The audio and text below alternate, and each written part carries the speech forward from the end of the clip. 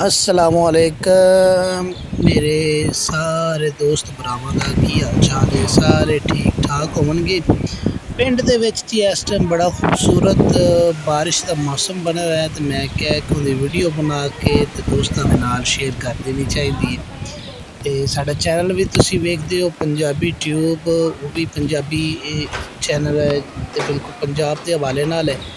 ते बड़ा ही खूबसूरत मौसम है। घर दे विच वीडियो रिकॉर्ड कीती है ते बड़ा खूबसूरत मौसम है। तुसीं इंजॉय करोगे वीडियो नूं।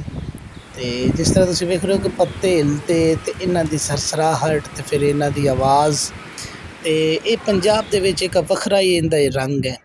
घर दे करीब ही मस्जिद है पिंड दी, ते पिंड दी मस्जिद दा मीनार भी तुहानूं नज़र आ रहा होना है। ते उम्मीद करना कि तुसीं इस वीडियो नूं बेहद जिहड़ा है ओह पसंद करोगे। इस दे नाल जी कि किन-मिन जिहड़ी है शुरू हो गई, जिवें तुसीं कह सकदे हो कि किन-मिन लाई काले बदलां, ते उस दे नाल बारिश दा जिहड़ा सिलसिला है ओह शुरू हो गया। वक्फे वक्फे दे नाल बारिश हुंदी रही है, लेकिन तुहानूं जिहड़ी वीडियो है मुसलसल जिहड़ी पंजाब दे विच जिहड़े कच्चे घर हुंदे ने उन्हां दे विच जिहड़ा परनाला चलदा है पानी दा। पंजाब दी जिहड़ी जिस टाइम बारिश आवे मिट्टी दी जिहड़ी खुशबू हुंदी है, अल्लाह ताला ने इहो जिहा माहौल किसी होर जगह ते नहीं सिवाए पंजाब दे।